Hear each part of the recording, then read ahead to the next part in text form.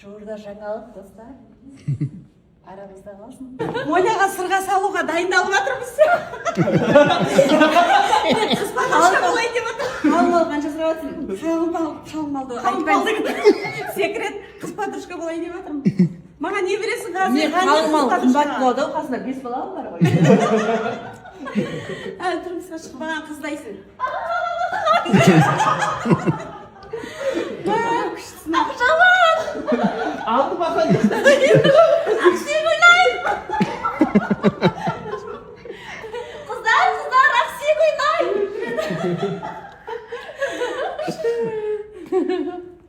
Сөйтіп осына көріп көшіп жүрген ғой, Сырға салғанда осыны ки. Ал ұзатқанда ақты тігіп бер ғани. Ағынан.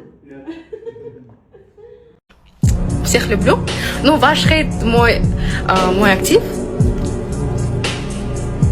И люди, которые пишут мне хейт, я уверена, что это просто люди с аула, которые ничего не добились в этой жизни. А я что? Я в 14 лет умею классно танцевать, умею классно кататься на коньках, умею играть в футбол классно. Вы такого умеете? Нет. А вот... Ну, блин, ну да. С аула. Ну, может быть, не физически, но вы ведете себя, как будто вы все с аула, там, колхозы, можно сказать.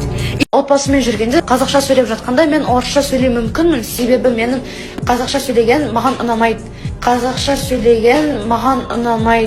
Маған орысша сөйлеген ыңғайлы болса, сендерге негізі бәрібір болу керек. Себебі 40 жастан асқан адамдар қатты бай тиіседі қазақ тіліне. Бірақ мен білмеймін неге оларға бәрібір емес деп. Сондықтан, пожалуйста, надеюсь, вы это услышали, вы, надеюсь, это видео увидели.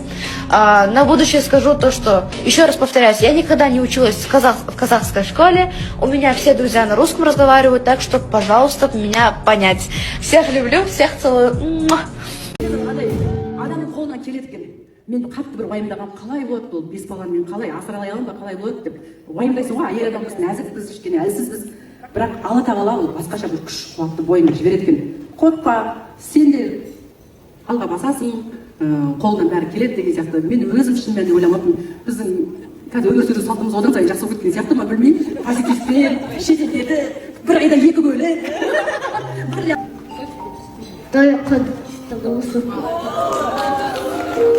Қайырлы кеш, қонақтар. Біріншіден мама рахмет айтқым келеді. Мен сізді қатты жақсы көремін. Сіз сенің керемет анасыз. Мен үлкен ер адам болғанда сізге бәрін жазып беремін, уәде беремін. Сосын Райымбек, Адема, мен сіздерді құттықтаймын. Қонақтарға келген көп рахмет. Мен мамаға үлкен рахмет айтқым келген. Себебі мама всегда рядом, мама нас поддерживает, бізбен бірге, бізге мотивация береді любой кезде. Адема, Айым, Райымбек, мен сіздерді құттықтаймын. Адема вот универ закончила. Я прям в будущем, дальнейшем атақты актриса болды, чтобы своих целей могла добить. Райымбек уже официальный школьник. Рахмет, сіздер өте қатты жақсы көремін. Мамам сізге рахмет, сіздер қасымызда жүресіз. Я вас очень сильно люблю. Потому что қасымызда жүресіз, осылайды бағып жүрсіз. Ешқандай қиындықты бізге көрсетпейсіз. Тихонько жылап аласыз, бізге көрсетпейсіз. Бірақ та енді біз де сеземіз сіз балаларыңыз. Мен сізді өте қатты жақсы көремін, осы сіздің бәрі еңбегіңіз. Рахмет, мен сізді өте қатты жақсы көремін. Я прям очень сильно их люблю. За то, что они мені қолдап жүр. Любой қиындық болған кезде бір-бірімізге сырласып, әңгіме соғып, сол кезде ішімізден андай успокаивается. Вот, Адема сен нағыз сестра деген нәрсені көрсете алдым, реально. Документпен болсын, мен екінші анам болғандай болды. Осы кішкентай кезімнен бері сен мен осылай, даже бақыттың 4 жаста болғанда мен сені өте қатты жақсы көремін. Мам, сіз осының бәрін қатты жақсы көремін. Актриса, вообще артистка, вообще, ты вообще супер. У тебя талант с рождения. Я тебя сильно люблю. Шын мәнінде үлкен тебірентетін сәтте, қуанышты сәтінде қасымнан табылғандарыңызға мың алғыс. Нағыз жақсы көретін жандарымның жиналған күні бүгін. Шын мәнінде рахмет айтудан шаршамаймын. Дәл қазіргі уақытта ең қымбат дүние ол ақшадан да қымбат, бриллианттан да қымбат. Ол бізде уақыт. Алтын уақыттарыңызды бөліп, қасымнан табылып, қуанышымды бөлісуге келдіңіздер. Қадамдарыңызға гүл бітсін, әр шаңырақта той болсын.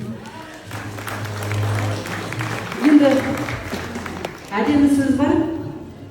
Ананың тілеген тілегі дұғасы қайтарусыз орындалады дейді.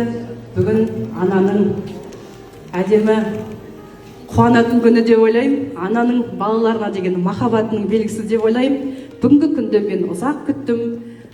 Дәл осы сәтте бір уақытта келіп қалған екен. Әдемінің дипломы, Айымның мектепті аяқтағаны және Райымбек балаларыңыздың сүндеті.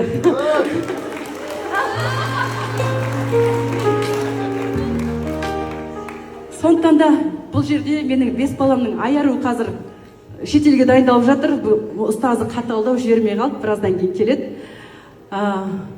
5 баламның анасы мен ғана емес, құрметті әдемі Нұриман, Айым, Райымбек, Айару, сендерде Аллаға шүкір. Әке де көп, ана да көп. Барлықтарыңыз анадай, әкедей тілекші екендеріңізді білемін. Рахмет жандарым сол. Той құтты болсын. Бүгін еркін формат, қатып қалған қағида, ереже заңдылық жоқ. Кірем десеңіздер, кіріңіздер, шығам десеңіздер, шығыңыздар, билеңіздер, шаттаныңыздар. Ешкімді жаңағы міндеттемейді, биле, ән айт, отыр, тұр деп айтпайды. Бүгін өзіміздің шаңырағымызда, өзіміздің той деп қараңыздар, достар. Құрметті ағалар, апалар, інілер, сіңілдерім, барлықтарыңызды жеке дара жақсы көремін, жүрегімде орындарыңыз бар. Бүгін ешқандай ұялмай, қысылмай, рахаттанып, демалайық, шаттанайық, қуанайық. Қош келдіңіздер.